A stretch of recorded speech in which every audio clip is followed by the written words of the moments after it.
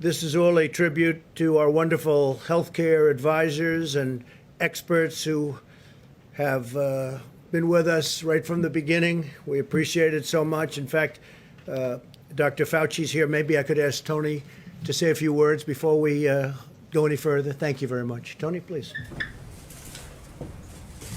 Thank you, Mr. President. Just a couple of things, and then I just want to make a comment about something that happened yesterday. You're going to hear from Dr. Birx soon about the numbers that we've been talking about, how things are starting to balance off. And I think the more as we go by each day, I think we're going to see, and again, I never like to get ahead of myself or of Dr. Birx, but it looks like even though we've had a really bad week last week, remember when I was speaking to you before, I was saying this was really a bad week. There's still going to be a lot of deaths, but we're starting to see in some areas now that kind of flattening, particularly in a place that was a hot spot like New York. That's the first thing. The second thing is that I had a really very, very productive conversation with the Congressional Black Caucus this morning for about an hour, and they really wanted to know what exactly are we going to be doing in the immediate as well as the long range about the health disparities and the discrepancies both in infection and in poor outcome in the minorities in general, but specifically African American. And I mean, I made it very clear to them that what we have to do is focus on getting the resources where the vulnerable are to be able to get testing done, to be able to get the appropriate identification where proper and where appropriate to isolate and contact trace if we can, but also to help mitigate in a community that is suffering and suffering much more disproportionately.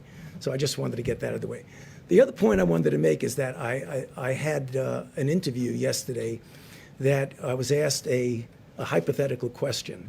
And hypothetical questions sometimes can get you into some difficulty because it's what would have or could have. The nature of the hypothetical question was if, in fact, we had mitigated earlier, could lives have been saved? And the answer to my question was, as I always do, and I'm doing right now, perfectly honestly, say, yes. I mean, obviously, if mitigation helps, I've been up here many times telling you that mitigation works. So if mitigation works, and you instigate it and you initiate it earlier, you will probably have saved more lives. If you initiated it later, you probably would have lost more lives. You initiated at a certain time. That was taken as a way that maybe somehow something was at fault here.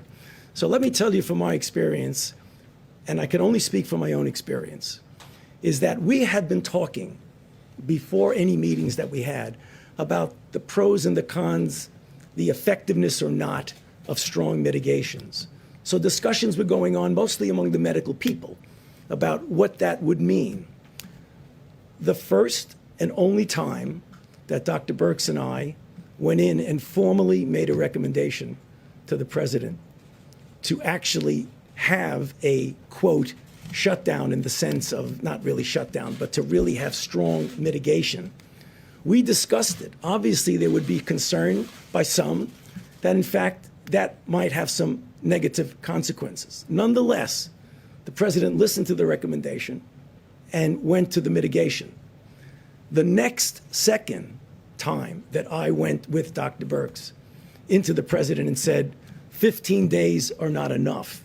We need to go 30 days. Obviously, there were people who had a problem with that because of the potential secondary effects. Nonetheless, at that time, the president went with the health recommendations, and we extended it another 30 days. So I can only tell you what I know and what my recommendations were. But clearly, as happens all the time, there were interpretations of that response to a hypothetical question that I just thought it would be very nice for me to clarify because I didn't have the chance to clarify. Thank you. The date on that. Excuse me? The date. You know, to be honest with you, I don't even remember what the date was. But I can just tell you the first and only time that I went in and said we should do mitigation strongly, the response was, yes, we'll do it. And what did he do? Is that the travel restrictions? No, the travel restriction is separate. That was whether or not we wanted to go into a mitigation stage of 15 days of mitigation.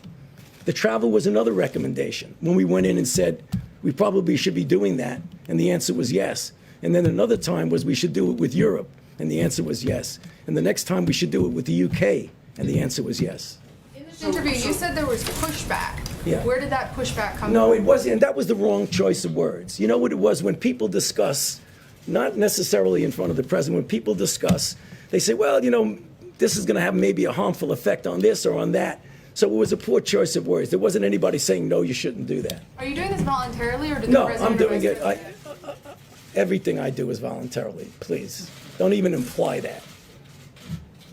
So, Mr. President, the question By the way, is, the travel ban, that was earlier. Travel ban was done earlier.